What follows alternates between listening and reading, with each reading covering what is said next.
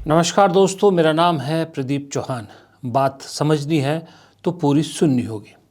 सत्ता इतनी अब मर्यादित है कि रूस के राष्ट्रपति व्लादिमीर पुतिन जब महात्मा गांधी की समाधि पर जाते हैं तो वो वहाँ पर श्रद्धा सुमन भेंट करते हैं और उनकी उस फोटो पर जो मौजूदा सत्ताधार पार्टी के समर्थक है, जिन्हें सोशल मीडिया पर खुद प्रधानमंत्री फॉलो करते हैं, वो क्या लिखते हैं कि राजघाट की विजिटर बुक पर पुतिन ने साइन किया, पक्का यही लिखा होगा, नाथूराम गोडसे अमर रहे। जबकि पुतिन ने क्या लिखा था? पुतिन ने लिखा कि आधुनिक भारत के निर्माण में महत्वपूर्ण भूमिका निभाने वाले महात्मा गांधी एक महान मानवतावादी थे। दुनिया में शांति स्थापित करने में उनका योगदान बहुत मूल्यवान रहा। आज भी उनकी स्वतंत्रता, सत्य, अहिंसा और मानवता की सोच उतनी ही महत्वपूर्ण है जितनी पहले थी। और समर्थक क्या लिखते हैं सत्ता के कि लिखा होगा गोडसे जिंदाबाद, नाथूराम गोडसे अमर रहे। यही तो अटल बिहारी वाजपेयी ने कहा, सत्ता अमर्यादित, लोक का क्षय व्यक्ति का जयकार होता। पिछले 12 साल में किसका जयकार हो रहा है? हमारा, आपका, जनता का? हम सबको मालूम है किसका जयकार हो रहा है और उस जयकार के लिए क्या क्या नौटंकियां की जाती हैं। सत्ता अमर्यादित का एक और बहुत बड़ा उदाहरण है इस देश की मीडिया। जिस मीडिया को सवाल पूछने चाहिए थे, वो मीडिया जो कर रही है उस पर मेरे हिसाब से देशद्रोह का मुकदमा बनता है। इस देश की मीडिया जो काम कर रही है वो देशद्रोह के मुकदमे से कहीं ज़्यादा है। मैं देशद्रोह का मुकदमा कम कह रहा हूँ और ख़ास करके गुजारिश करूँगा मैं विपक्षी पार्टियों से, सब विपक्षी पार्टियों से, कि जिस दिन सत्ता में आओ, याद रखिएगा इन गोदी मीडिया वालों के नाम और इन सब पर देशद्रोह का मुकदमा चलना चाहिए। मैं क्यों कह रहा हूँ? इसलिए कह रहा हूँ कि चाटुकारिता में किस तरह से कितनी हदें पार कर जाते हैं ये लोग, कभी कभी इस चीज़ को सोचते भी नहीं हैं। ये देखिए, ये भाई साहब, एक, मैं इनका नाम नहीं लूँगा, आप खुद समझते हैं।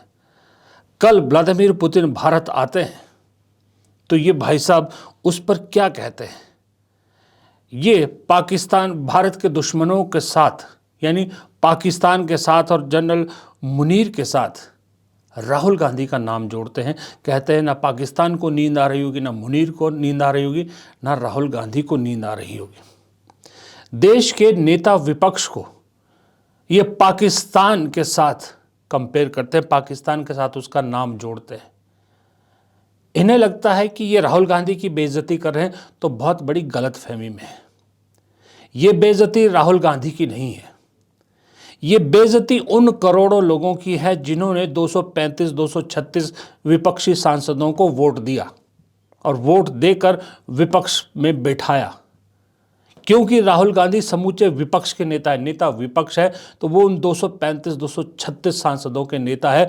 और जिन करोड़ों लोगों ने उनको वोट दिया है, इस सुशांत नाम के घटिया जर्नलिस्ट ने, घटिया पत्रकार ने उन करोड़ों लोगों का अपमान किया है।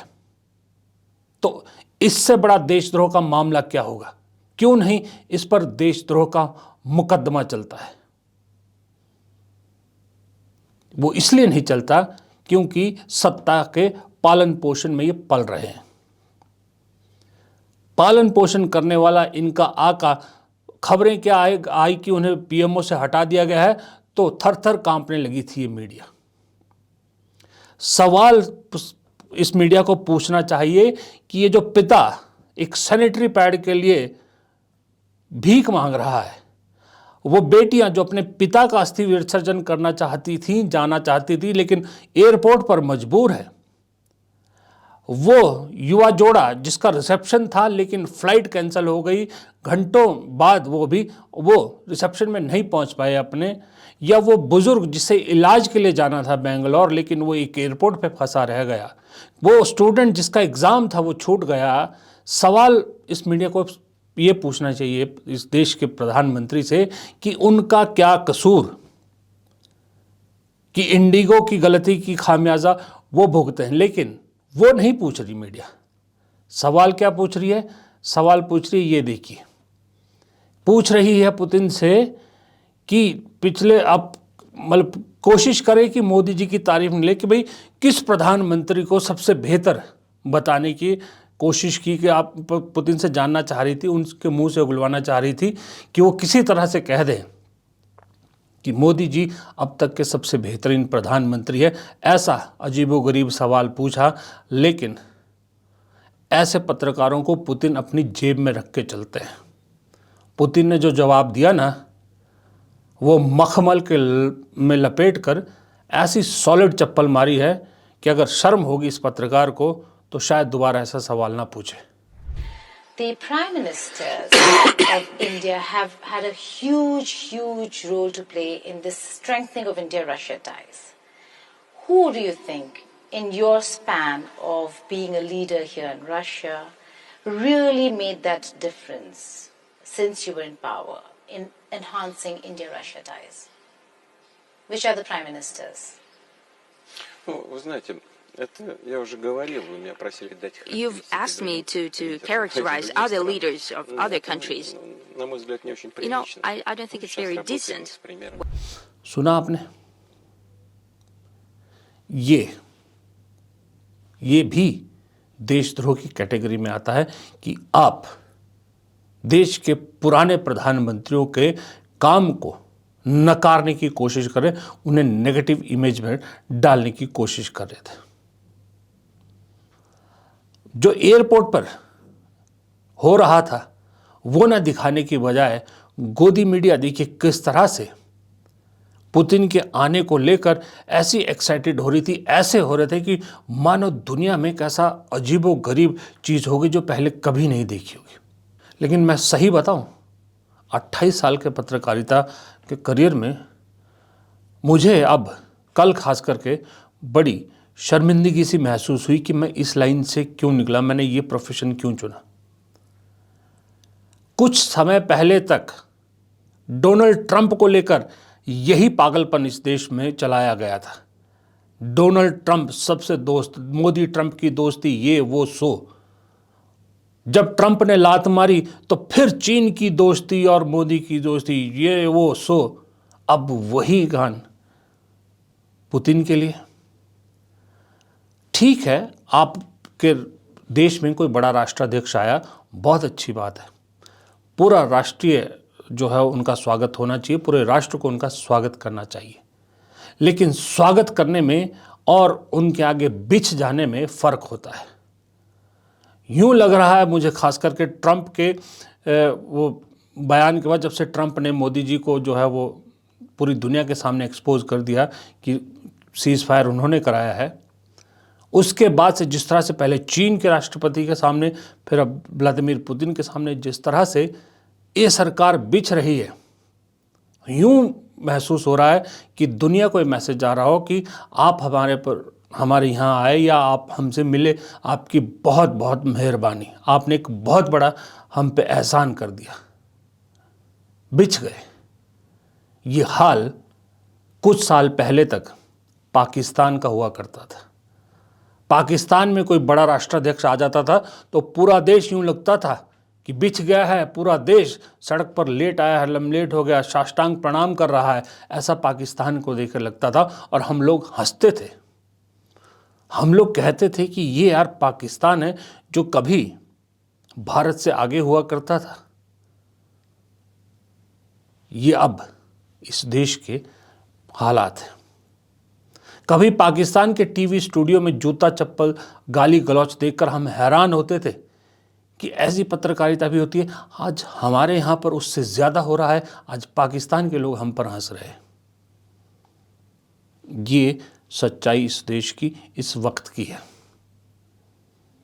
लेकिन घूम फिर के बात वही आती है कि आपके परिवार में क्या हो रहा है, आपके परिवार का दर्द क्या है, आपके परिवार के लिए क्या सही है, आपके परिवार में क्या गलत हो रहा है, आपके परिवार को किस वक्त क्या चाहिए, आपका परिवार कैसा चलना चाहिए, ये सब एक पिता जानता है, पिता देखता है और पिता की जिम्मेदारी होती है।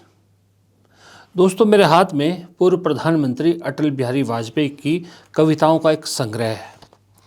उनकी एक कविता है, अमर है गणतंत्र। मैं शुरुआत आज उस कविता से करना चाहता हूं जिसमें वाजपेयी जी लिखते हैं कि राजपथ पर भीड़, जनपथ पर पड़ा सूना, पलटनों का मार्च, होता शोर दूना, शोर से डूबे हुए स्वाधीनता के स्वर, रुद्रवाणी लेखनी जड़, कसमसाता डर, भयांकित भीड़, जन अधिकार वंचित, बंद न्याय कपाट, सत्ता अमर्यादित, लोक का क्षय, व्यक्ति का जयकार होता, स्वतंत्रता का स्वप्न, रावी तीर रोता, रक्त के आंसू बहाने को विवश गणतंत्र, राजमद ने रौंद डाले मुक्ति के शुभ मंत्र, क्या इसी दिन के लिए पूर्वज हुए बलिदान, पीढ़ियां जूझी सदियों चला अग्नि स्नान, स्वतंत्रता के दूसरे संघर्ष का घन नाद, होलिका आपात की फिर मांगती प्रहलाद, अमर है गणतंत्र, कारा के खुलेंगे द्वार, पुत्र अमृत के न विष से मान सकते हार। ये अटल बिहारी वाजपेयी ने लिखी थी कविता। मेरे बेटे को प्यार चाहिए, दे दो, दे दो, प्यार चाहिए, दे दो, दे दो, प्यार है। ओ सिस्टर, सिस्टर, भाई मेरे बेटे को प्यार चाहिए, मेरा बेटी का ब्लड आ रहा, ब्लड नीचे से ब्लड आ रहा, प्यार चाहिए, दे दो। क्यों नहीं कर सकता? क्यों नहीं कर सकता? क्यों नहीं कर सकता? मेरे को प्यार चाहिए अभी, स्टे फ्री, दे दो प्यार। इस मजबूर बाप के दर्द को वही समझ सकता है जो खुद एक बेटी का पिता हो। जिस बेटी की समस्या को या बेटी की जिस समस्या के बारे में पब्लिक में बात करते हुए भी पिता हिचकिचाता है, इस मजबूर पिता को इतनी भीड़ के सामने बेटी की उस समस्या के निदान के लिए हाथ पैर जोड़ने पड़ रहे हैं, वो भी किसके? एक एयरलाइंस कंपनी के कर्मचारियों के। क्योंकि कई घंटों से ये अपने परिवार के साथ एयरपोर्ट पर बैठा रहा इस इंतज़ार में कि हमारी फ़्लाइट उड़ेगी। लेकिन इंडिगो एयरलाइंस की अभी तक सैकड़ों उड़ानें रद्द हो चुकी हैं, लोग बेहाल हैं। कईयों को शादियों में, अपनी शादी के रिसेप्शन में कुछ लोग नहीं पहुंच पाए, किसी को अस्थि विसर्जन के लिए जाना था, किसी का एग्ज़ाम था, सब का सब कैंसिल, और लोग घंटों एयरपोर्ट पर बैठने को मजबूर है क्योंकि एक इंडिगो एयरलाइंस नाम की कंपनी ने सरकार ने जो आदेश दिए थे वो नहीं माने। उसकी वजह से ये सब लोगों को झेलना पड़ रहा है, तकलीफ लोगों को झेलना पड़ रहा है। और मज़े की बात, सरकार ने इस कंपनी पर जुर्माना या इसको पनिश करने के बजाय अपना वो आदेश ही वापस ले लिया जिसको लेकर इस कंपनी में ये सारा हो हल्ला हुआ, जहां उन्होंने पायलट्स के वर्किंग आवर्स को लेकर कुछ डायरेक्शंस दी थी इस कंपनी को। ये है आज की सरकार। मैंने थंबनेल क्या दिया है अपनी वीडियो का कि एक बाप के दर्द को समझने के लिए एक बाप होना ज़रूरी है, या यूँ कहें, मैंने यूँ कहा है कि एक बाप के दर्द को डैश डैश डैश क्या समझेगा। आप समझ सकते हैं उस डैश डैश में क्या भरना चाहता था मैं। जैसे राजा महाराजाओं के वक्त में प्रजा का बाप होता था राजा, उसी तरह से लोकतंत्र में जनता का पिता होता है कौन? प्रधानमंत्री। प्रधानमंत्री को अपने हर बच्चे का ध्यान बराबर रखना होता है, लेकिन इस देश में एक पिता अपनी बेटी के पीरियड्स की दुहाई देकर सिर्फ पैड मांगने पर मजबूर हो गया है, तो दूसरी तरफ जो इस देश का पिता है वो मशगूल है इस चीज़ में कि भाई एक बड़ा देश का राष्ट्राध्यक्ष आया है, उसके आगे कैसे बिछ जाऊं। अपने देश के पिता को, एक बेटी के पिता का दर्द वो उसको नहीं दिखता, लेकिन उस दूसरे देश के राष्ट्राध्यक्ष के गले में जफ्फियां डाल डाल के चिपको आंदोलन की तरह हर जगह चिपक जाता है। उस राष्ट्राध्यक्ष के लिए बड़े बड़े भोज आयोजित किए जाते हैं।